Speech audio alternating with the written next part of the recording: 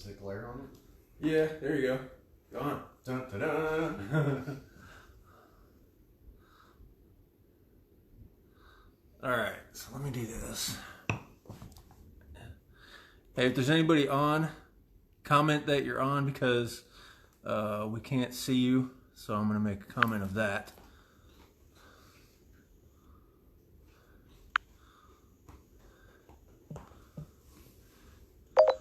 Comment if you're on because we can't see who's here. Oh, whoops. Let me do that again. Talk to speak. Comment if you're here because we can't see who's on. Hey, I know I just said that like 4 times, you guys, and I'm sorry, but it's Comment. yeah. Insert comment. Yeah. Hang on, guys.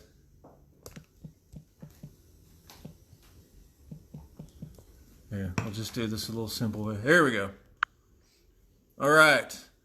So, oh hey, what's up, Philip and John? Both of these guys are definitely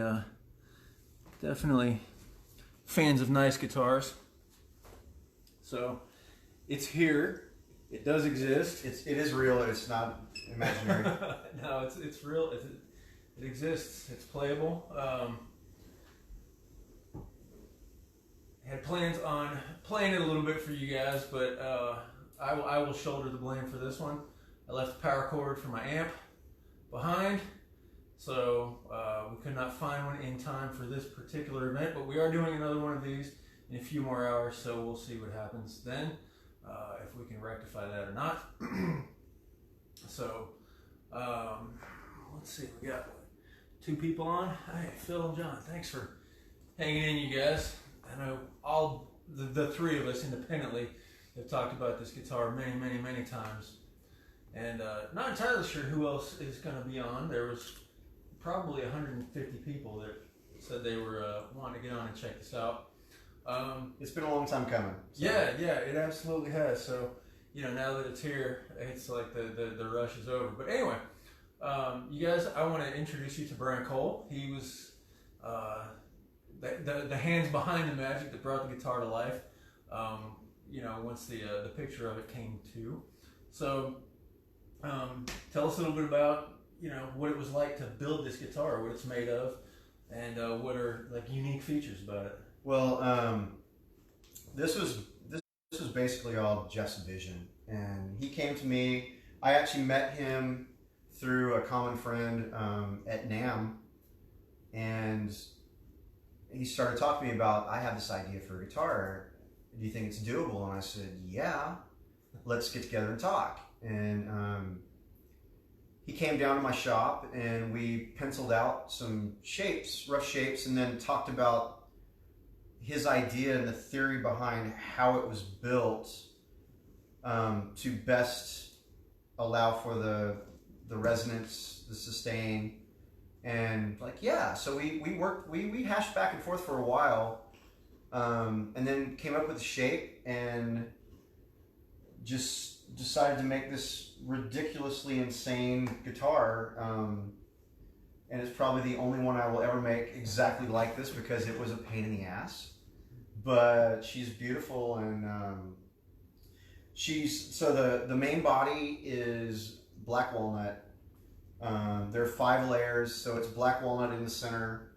We've got bloodwood following that, and then a Claro walnut on the top and the back.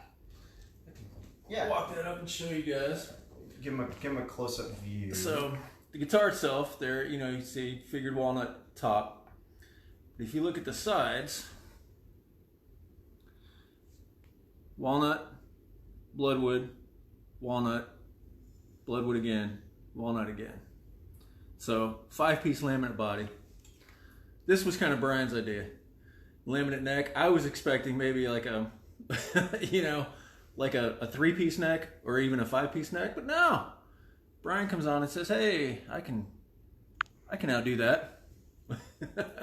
And okay, anyway. So we squeeze a few extra layers in there.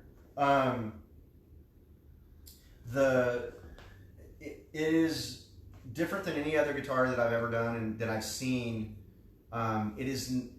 it is a through body, but it is not a through body. It is a 3/4 through body. The neck goes through the bridge, and that's where it stops. So right about there. So all of your tone from the fingerboard resonates all the way down through there. And it was a really cool, and that was actually Jeff's idea to at least go through the bridge. Like, well, I hate through bodies because you see it at the other end, and why do you really need it? You don't. You only need it through the bridge. It's a lot harder to make, but the result is worth it. This, I wish we could plug it in for you right now, but you guys will get to hear it in the not too distant future when Jeff's playing. So. That's right. That's right. Philip will actually get to see it. Oh, we got a comment. What's that comment, dude? I can't read that far away. Yeah, just peek around and see. It's Philip, isn't it? Yeah. What's he say? Single piece top and back or book matched? Book matched. Book matched Clara walnut crotch, to give it that nice uniform shape and curve to it. Almost looks like a rib cage. It does look like a rib cage. Yes, it looks like a rib cage. It's kind of eerie, especially the significance of the guitar, and it's really cool. And Jeff can go over later the name we've decided for this guitar and how he came to it. And I was on board. I'm like, again, it was a collaboration, but this was his vision. So yeah. What I had originally thought of, and I'll share this because I don't think anybody's going to Skype the idea from me. But I always liked the idea of a neck through because I liked the way they played and I liked the way they sounded. But I thought it was ridiculous to just have this neck with body size glued onto it. I was like, how is that going to resonate? How does that make any difference at all with the body wood is other than aesthetics? So I thought, well, if you had a body, and this is what I brought to Brian. It's like if you had a body and you made like a dovetail joint, and the neck would slide into it and it was bonded together, then it would all resonate together. Got a question. And so this ended up being kind of a hybrid of that, and it's awesome. It's incredible. The neck heel is exactly like how a neck through guitar is. You can go as thin as you want. So there's no neck joint. There's no bolt there. Oh, hey, thanks, Phil. Awesome. That was that. And so we knew that there was going to be some sort of, some sort of laminate style body to it. Because, like Brian said, he didn't want the neck to show out of the back. It was just for aesthetics. So we ended up with this design, and I'll tell you guys, even though I can't plug it in, I played a little bit. I just strung it up not 15 minutes ago. It plays like butter. This is the most comfortable, most playable guitar I've probably ever had in my hands. And some of you folks out there have seen some very nice guitars that I've had made. I had a brand that starts with K that I won't mention. Yes, I know the brand. Yeah, I know the guy, and that's why I won't. You guys. Yeah. Okay, and some of you guys saw my Aristides. That's also an amazing instrument. But there's something about having a guitar, and this is definitely one of the reasons I really wanted to work with Brian. There's something about having a guitar in your hands that's made specifically for you as an individual. It's not just a guitar that you own. It becomes your guitar. And my gratitude to this guy right here for bringing this guitar to life is absolutely endless. Well, and a perfect example, she's done, but Jeff was sitting over there noodling on her a little while ago, and it's like, can you maybe take like a 0.5 millimeter off of an asymmetrical neck already, but he's like on the low side, can we take a little bit off? So like, yeah, so tonight I'm going to shave her down a little bit more because he uses an oil neck, so I don't have to go back and respray. Right. But that's it. It's made for him. So I approach any guitar like that. Oh, what's the radius on the fretboard? Philip, don't even get me started on that. I won't tell you because I don't ever want to do it again. It is not a standard radius fingerboard. It's compound, which is I'm sure with the root. But it's not a normal compound. Yeah. It's not the one you can go get on a Strat or something. No, he's like, can I go from this to this? And like, well, you can. Why do you want to? He's like, oh, that's what I want. I went, okay. Yeah, I remember that phone call pretty clearly. Yeah, I'm like, You all really right, wanna do scratching this? my head. Okay, I can do it. And it is. So I will not tell you what the radius is because I don't want to do it. so there you have it. Now let's I gotta throw out for some of my parts and stuff. Hardware wise, Hipshot hardware for the bridge and the tuners. Jason at Hipshot has been taking care of me for a couple of years. He's an amazing guy. They're an amazing company with amazing products. The stuff's insane. Absolutely insane. DiMarzio pickups, put a liquefier here in the neck, and I think this was a D-Sonic in the bridge. It does have a kill switch, and it has a nifty little light on it, but I don't have a 9-volt battery to put in it right now. You guys will have to see that later. But that lights up when I push on it and does cool stuff. And DR strings. So, thanks to absolutely no end to Tony and everybody at DR Rosa. A big shout out to Tony and Rosa because they're my go-tos now on all my instruments. That's right. So when you guys get a guitar made, you're gonna get DR strings on it. Yep. So let's tell them a little bit about the. That's about you. That and that, because they go from the same piece of wood, right? Yeah, they are from the same piece of wood. So the inlay and the headstock, same piece of wood. What's that add up to? Well, that is a quilted maple that I was holding on to for a long time, and she needed an offset. I refer to her as she because I think all instruments are female. That being right or wrong in some people's eyes, but I do because they're just so sexy looking, and men are not. But anyway, I wanted to give a contrast to the dark, all the other dark woods and the dark strings and everything. And it was just a nice compliment to Offset. And I do have to say, the guys at Hipshot, the two-tone is sick. Yeah. Absolutely sick. That was another. But this is all Jeff, so he can explain that. Okay, so the people that have known me for a while, know as an artist, as a guitar player, I earned at some point, and I'll tell you that story. I earned the nickname Voodoo Jeff. And it comes from way back when I was at GIT in like 1995. God, that's 25 freaking years ago. Don't think about that.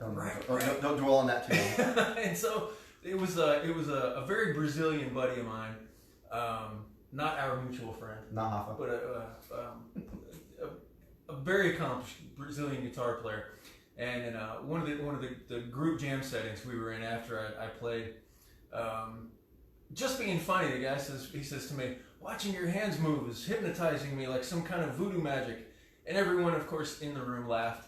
And, it was just for fun at the time. But because, right, 43% of the students out there are foreign. And you can't pronounce their names, let alone remember them. I ended up just being, I'm going down the hall and be like, hey, voodoo guy. And it just turned into Voodoo Jeff. So it's become an identity for me as a guitar player, and that's generally kind of what I'm known by. This is, and this leads into the name of the guitar. This is called a Veve, which is kind of it's a voodoo symbol. This particular one is Papa Legba.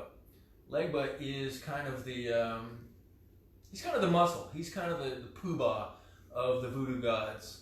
And Legba, when you wish to speak to the gods of voodoo, you go to Legba, and you have to get his blessing to speak to them and for them to speak to you.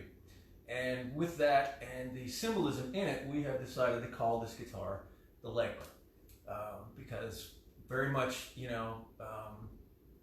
playing guitar is like prayer. And when I care to pray to the gods of music, this is the instrument I'm going to pick up. And so it was just a perfect name. And that was lasered, right? Yes, that was lasered. So this is a piece of quilted maple that the cymbal was laser burned into it, and we were gonna do something else if I remember right, and we just left it. We were actually gonna kind of do it deep and inlay it with something. we were gonna do a glow in the dark resin inlay in the logo. That's right. But after more thought on it, I thought it would be more of a distraction.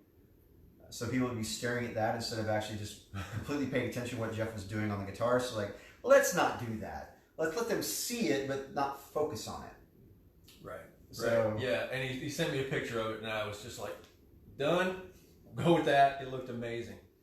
We can talk a little bit about kind of some of the specifics at this point, and give you guys another kind of up close look. You probably can't tell from there. Just a 5-way switch and a volume knob. I don't run a tone knob because honestly I never turn it. It just takes up space on any of my other guitars, so we opted to not do that. And I alluded to earlier, it does have the cool kill switch, so I can do all the cool Buckethead and Tom Morello stuff. And you know, people go, how did he do that?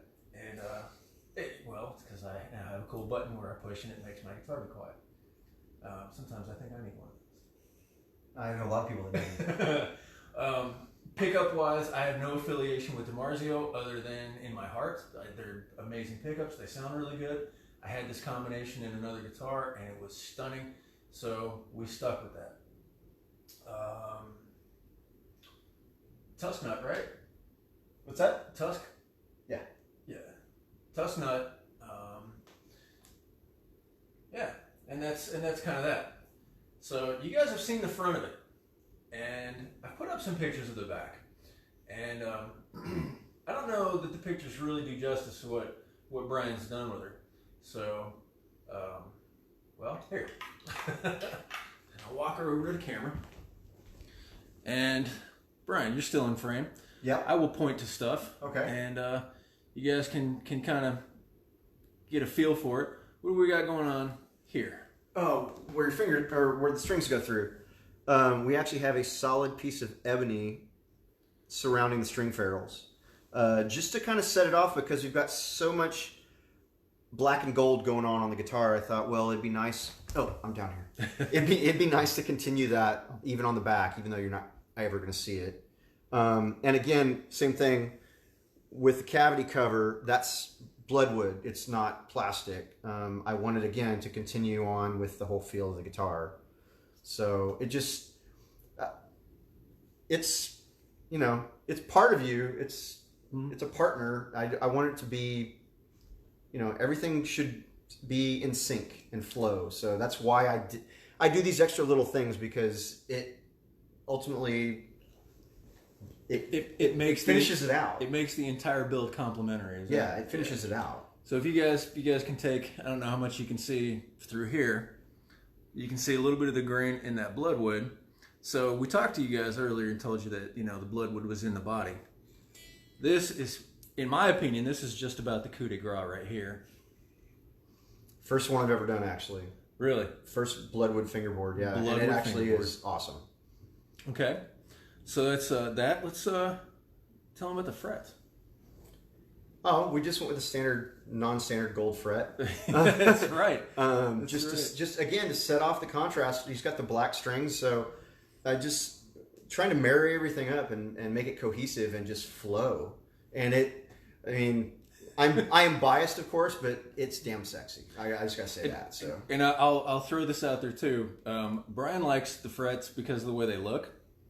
I like the frets for a couple of reasons. One, they are, thanks Phil, they are, the gold alloy frets have the lifespan of stainless, but the workability, and you can probably speak to this, of nickel. Yeah. Stainless frets, any luthier that I've ever spoken to has been like, oh my God, I'm going to have to buy new tools after every stainless They're guitar. a pain to work. They do dull tools. There's certain tools that I have that when you buy those tools, they tell you do not use them on stainless, because it will kill their sharpness. Yes, they do last a long time, but they're a pain to work with. So I prefer nickel. These are actually these are really nice to work with, and they are durable. So I'm probably Probably going to use them more in the future if I can talk other people into gold. But it works so well. It's just amazing. If people are willing to pay for stainless, they should be able to pay for these. They're pretty comparable. They're very close. Very close. Inlay wise, you guys have seen all of my guitars except my off the shelf guitars. I don't do fretboard inlays. So we just got the double dot at the 12th fret like every other guitar. Side dots. Yeah, that you can barely see because we went really, really light on those. Yep. So that's with that. I don't know, man. What else can we tell them? Well, I wish we could plug it in and show them, but yeah, they will see. It is so. It is heavy. And by the way, anybody that wants one of these later, I am going to be chambering them. You will not get. I'm sorry, Jeff and I talked about this. You will not get a 5-layer guitar. They're typically going to be 3. I will. I will do a couple 5s if people are willing to pay the ridiculous amount of money more that it costs to do, because it is really difficult to do.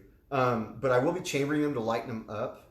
The guitar actually is about 1 5/8 inches thick at its fattest point, so it is thinner than a traditional electric. Yeah. But that's a solid piece of walnut. Yeah, solid. Right at the middle. It's heavy. John, I don't know. It's it's not outrageous, but it's Les Paul weight. Yeah, it's pretty close to Les Paul weight. Yeah. But the sustain on it and the resonation is worth. Oh, it's nuts. Just get a good strap. Yeah. But I will be chambering future ones. This is the first one. So I gotta get off my knees, man. I feel like yeah, me too. So, Brian, let's tell folks what they can expect if they want one. And we talked about this a little bit earlier. If you guys want one of these, what do we got? Oh, sweet. Sonny and Kathy just jumped on. Nice. Sonny, okay, check this out, right? Thanks for joining in, you guys. We've been going for a little bit now, and you guys definitely, I encourage you to watch the replay. We're going to talk a little bit about the guitar, and well, hang on, let me address this. Okay. Kathy was, she just jumped on. My mom's best friend growing up, and so, I grew up with her and her daughters. I called her Aunt Kathy my whole life. So it's really awesome to see her on. Sonny Tyler. Sonny and I worked together at Subway 1.5 million years ago. He was the manager and hired me just to sling sandwiches. Sonny is the reason I ended up going to GIT. Really? Because Sonny also went to GIT. And of course, back then, you saw their ads in the guitar magazines and it was like, oh my God, GIT, that's where like the guys that are pros go. And so, yeah, Sonny was like, oh yeah, I went and talked, I guess about, I don't know, 1.5 years later, off I went. I packed up all my crap, and with whatever money I could shove into my pockets, and I moved to... Thank you for that. And I moved to California. Oh, let's see, we got a comment. Oh, thank you, Kathy. Thank you so much. Yeah, I agree. She's amazing. So we were about to jump onto what people can expect, and we talked a little bit about what you guys could expect if you pick up the phone and you call Brian and say, hey, I want one of those. Like Brian said, it will be a 3-piece or a 3-layer body, not 5. Yeah. You guys will not get this inlay. You could probably talk him into doing a custom inlay for you, but you will not get this one. And probably not, what is it, 7-piece neck, right? We started at about 7. Yeah. And so the standard model is going to come with probably a 3-piece neck. Yeah. And we talked about what, 3 combinations of wood. Yeah, there will be a few different options of wood. I'm going to do contrasting tones of. We'll probably do possibly an alder core with mahogany. No, not mahogany. Sorry, the walnut. The Claro walnut on the front and the back. So or I will do a walnut body with flamed or quilted maple on the top and back. There are going to be a couple other random ones that I throw out there for custom one-offs. When I find I'm a wood hoarder, and I constantly am searching for awesome pieces of wood, one-offs, and when I find them, unlike one of my friends that has a ridiculous stash of wood and will never make anything with them, I actually do want to make instruments with them. So I will offer those up on one-offs, but they will be a very original instrument. They will be a little more expensive, but they will be a one-off. So there will be options. And on the necks, I will have a few options for the woods, but I will try to stick with doing maple and walnut and probably bloodwood as well in the neck. And I want to stick with the bloodwood fingerboards on most of them because it's just, it fits the guitar, and like Jeff said, it's kind of like butter. So yeah, and we talked about that, about making something that's a standard on all of them. And the bloodwood fingerboard, you don't see a lot of them. And there's probably a reason for it. Brian's probably got a few swears backlogged, but I don't know because I've understand that bloodwood is maybe a little temperamental to work with. It's very splintery, but if you can get past that, it's an awesome wood. Yeah. And it will, as far as the fingerboard goes, it will hold it very, very well. But it's a pain to. If it's going to be done right, anything that's a pain to work with, you know, in the end, it's going to last. So that's all right. I've cussed him a couple times on his decisions, but in the end, this came out amazing. So yeah, and I mean, it was definitely a work in progress for a while, and I'm sure we were both biting our nails at different points for different reasons. Yeah. But here we are, and the next time I see pretty much all of you guys, I will have this guitar with me. And it'll probably be glued to my hip forever. And Sonny, no, that is not true. You're actually a really great guitar player, and I'm glad to know you, and I'm glad to have been steered that direction at your influence. So thanks for that. He put a smart comment. That is right. What else do they need to know? And you guys, while you're on, we are going to be doing another one of these here in a couple hours after we, kind of sit down and have some dinner and relax a little bit. It's going to be a little bit more personal, less about the guitar. We're going to talk about, what inspires Brian as a luthier and what inspires me as a guitar player and what I look for as far as tone and playability and, why Brian does the things that he does with the guitars. So we don't want this one to stretch out too long because we can only talk about the guitar for so long. But I did want to bring something up that I think is really cool that's not directly related to this guitar. You have two pieces of wood that you showed me. One I knew about and one I did not. Yeah. Tell these guys what's right back there on the other side of the hall. So he did something. Any of you that know anything about tone woods and some of the most coveted woods, especially acoustic, because I do both acoustic and electric. Maybe more acoustics. Yeah, I do a lot of acoustics. I have several pieces of the tree. I'm currently making one for myself. After 15 years, I decided to make myself a guitar. And now, what is the tree for the people that aren't familiar? The tree is, as is affectionately known in the luthier world, is a very large Honduran mahogany tree that was felled in Belize back in the 60s, laid on a farmer's ranch in a trench in the mud for years. A guy found out about it somehow, told somebody, he went over, negotiated with this farmer, this rancher. They could not drag it out because it was 10 feet across. Yep. They quartered it and hauled out by mule. Half of it was shipped to the Carolinas, half of it was shipped to California. Then they went through sawmills and dried it, and when they started cutting it, they realized that it wasn't normal mahogany. It looks cool. 95% of the tree had some sort of figure in it. Quilt was the main. There's some flame, but mainly quilted. And And mahogany is not known for that. No, and they also noticed that it was significantly because it had been buried in the mud, chemical reactions. It was significantly darker. So a couple guys decided to make guitars out of it. Got their hands on some, and found out that it sounded very similar to Brazilian rosewood, which is one of the most coveted guitar woods in the world, especially because you can't get it anymore. Right. So who noteworthy has a guitar made out of? Okay, so there's one person that has a guitar made out of the tree that you guys might know, and the top on it is Sitka spruce, but it's not just Sitka spruce. It's 3,000-year-old Sitka spruce that was buried in a glacier. I also have some of that wood, and I'm going to be making a tree guitar with that. But the person that actually has that guitar commented on it, saying that he was quoted as saying that he did not realize that it was possible to make a perfect sounding guitar. Because of these woods, and obviously a good luthier, he said it sounds perfect. That person he's a decent guitarist.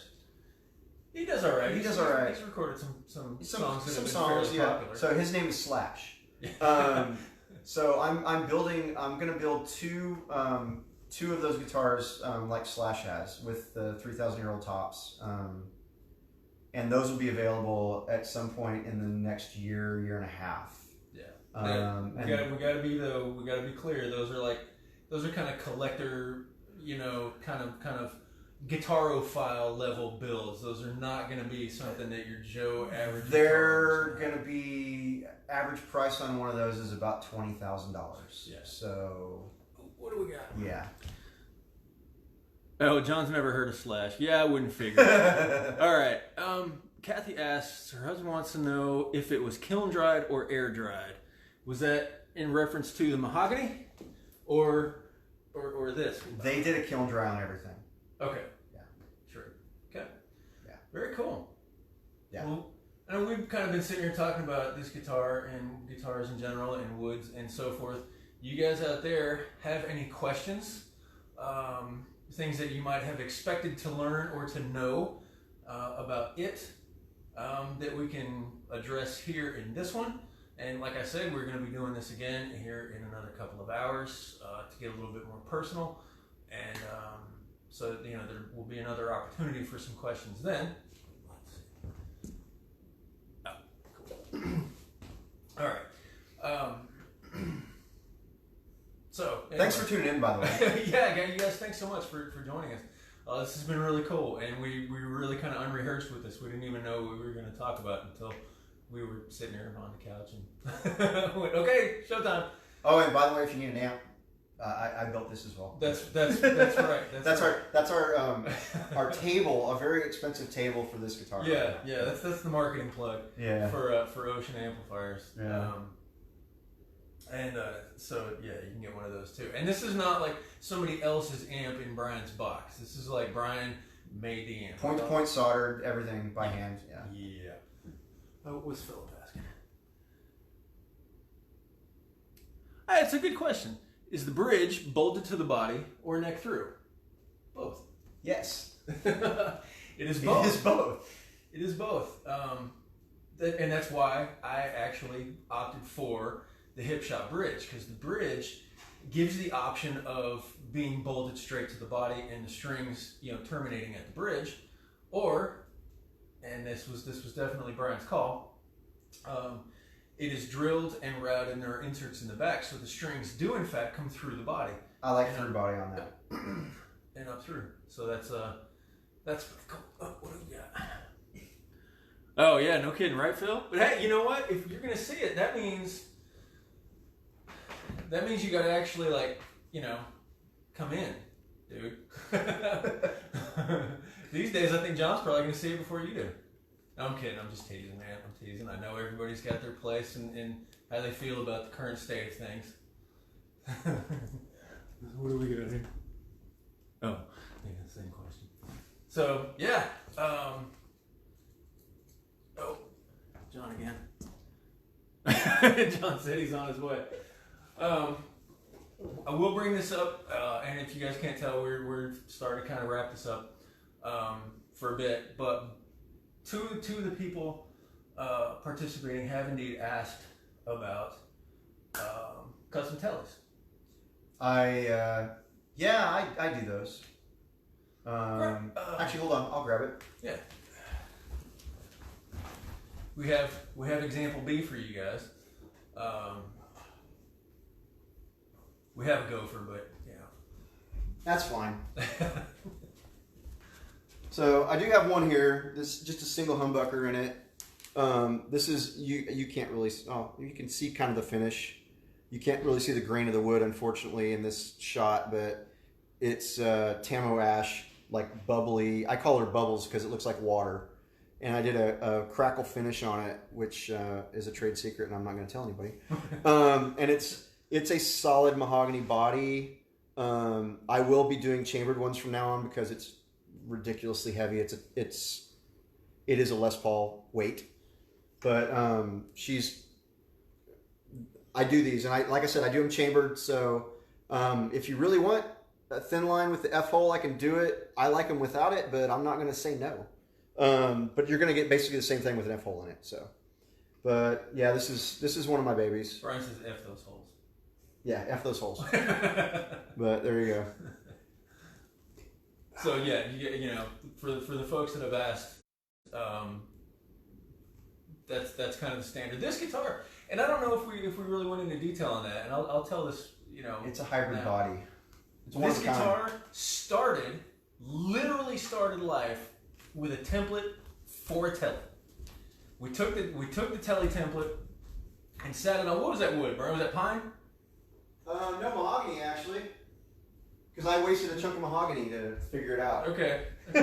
So yeah, we took the template of the telly and then just started shaving on it until all the contours and the shapes were right, and then by hand, both of us, I was here in the shop when we both took by hand files and just started carving away until all the contours were right, and we literally marked them out with pencils so that they could be reproduced. Once it was transferred to this body. So yeah, this is in fact I guess a once removed relative of a telly. Yeah, it is. I took some. What? Oh, Philip says he'll get his clean room bunny suit. Philip's one of the guys that sits down to learn stuff from me, and I hope I teach it properly. But yeah, because COVID's been pretty much clamped us down up in DFW.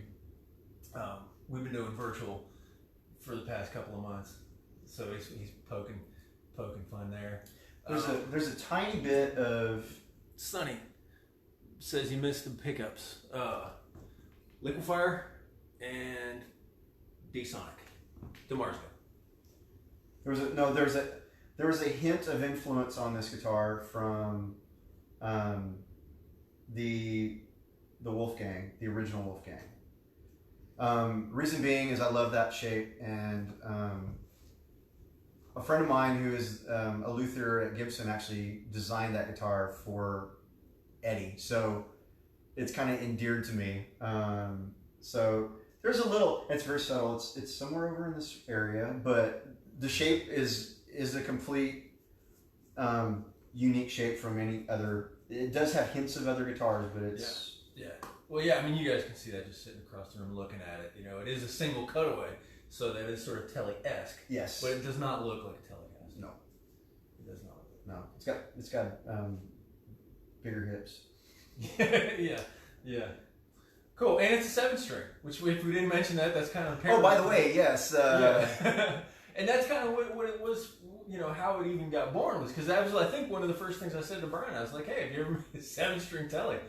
And I said no, but there's a first time for everything. Exactly. And yeah. And so that's what kind of sparked the conversation. We can get kind of more into that, a little bit later when we do part 2 of this, and go.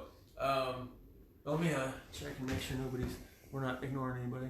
Okay, we got Sonny covered. Cool. Well, guys, I think we're gonna wrap it up for now. Yeah. Thanks for tuning in. And, yeah, definitely, you guys. Thanks for coming on and checking this out and sitting with us and hearing about the guitar. We're really excited about it, and we'll be back on. I don't know, just kind of keep your eyes peeled. I can't really give you guys a specific time. I wish I could, because that would be the professional thing to do. But 7:38. Yeah, there we go. No, I have no idea. It should be sometime in the next couple hours. If you guys will want to keep an eye out, we're gonna sit down in a little bit more comfortable of a setting, and not be so rigid and cold like we've been at, of course. We're terrible. Yes, I know. I'm we sorry. may have I apologize. We're being asses right now. We may or may not have a shot or two of rum in us.